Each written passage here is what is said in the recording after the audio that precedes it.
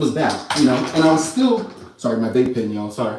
I was still working on the album. Yeah, because to me, like once I commit to a project, y'all, once I start, I'm studying business administration in school, y'all. So once I start a project, I'm committed to that. You know, you have to, like, I was aware that I was in a relationship where I wanted it to end.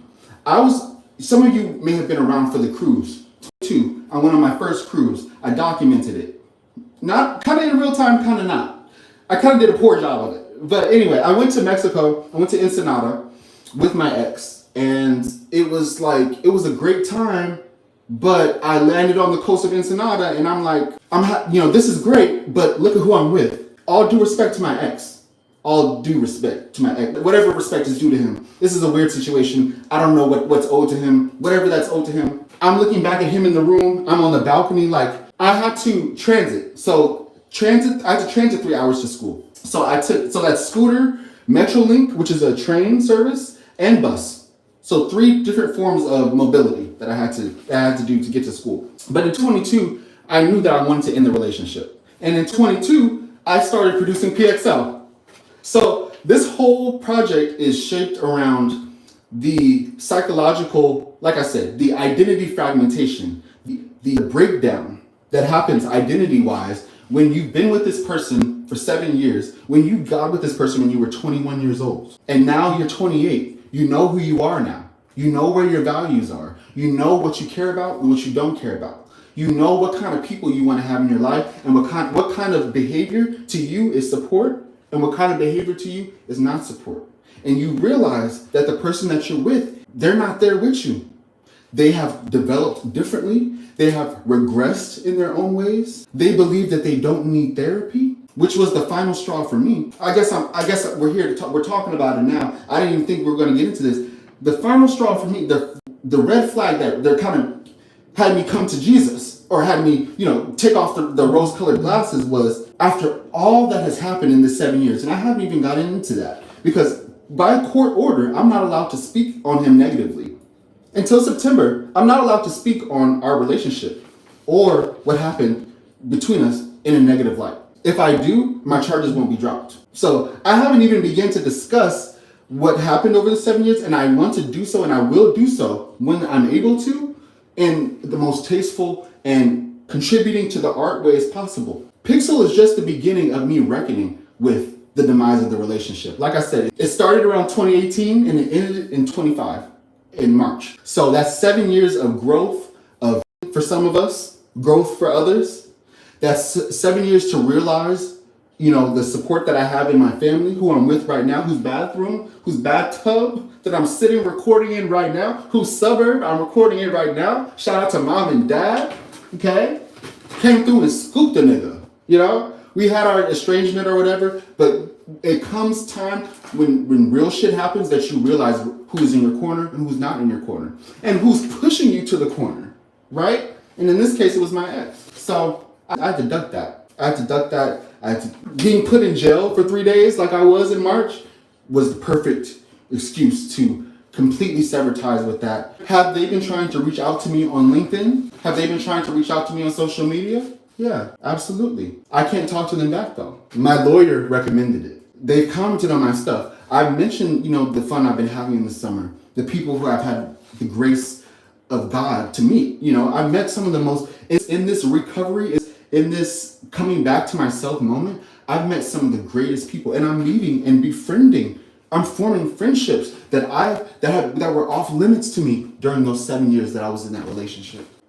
I kept myself from friendships because I didn't want to make him feel uncomfortable. I am writing an album where I'm singing. And don't y'all do it. That was me. That's a mic. That is a literal mic. I'm singing. I already know. Don't play. Some of y'all are going to play. Some of y'all are going to play too much. Okay?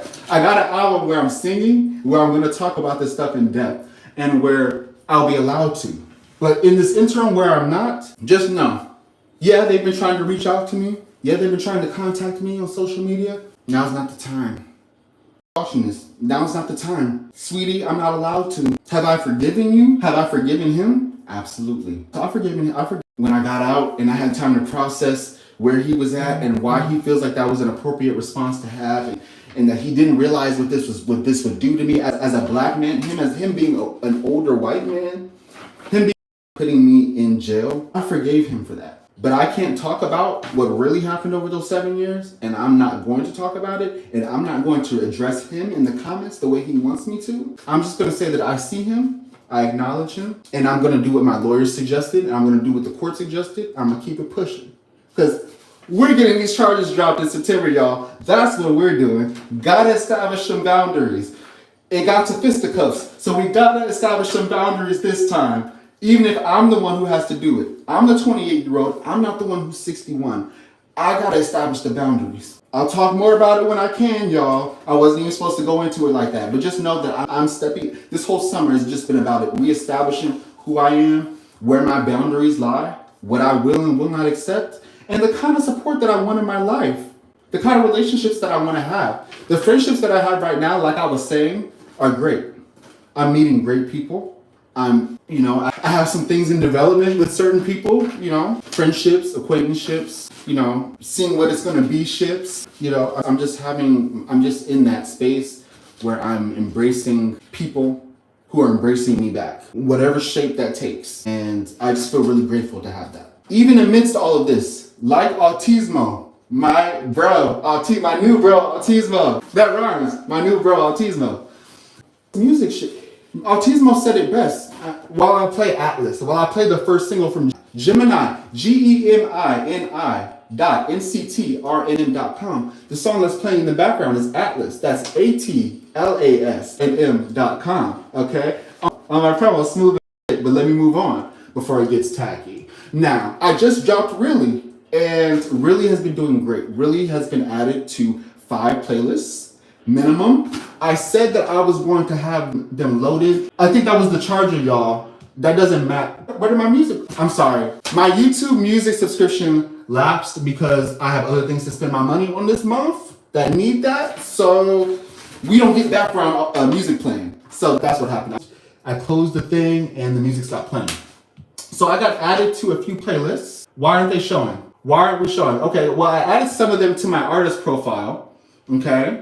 Dark Electronic is one of them, okay? Dark Electronic. And like I said, I've been added to 4 other playlists. I'm going to do I think I did an Instagram post sharing some of them. But either way, I've also been shared a lot by you listeners. I've also been shared in a reel on Instagram. If you see any of my most recent posts on Instagram, just make sure you tap the music tag for Really, and it'll lead you to all the different posts that have been posted that feature my music. One of them has like a couple thousand plays in it.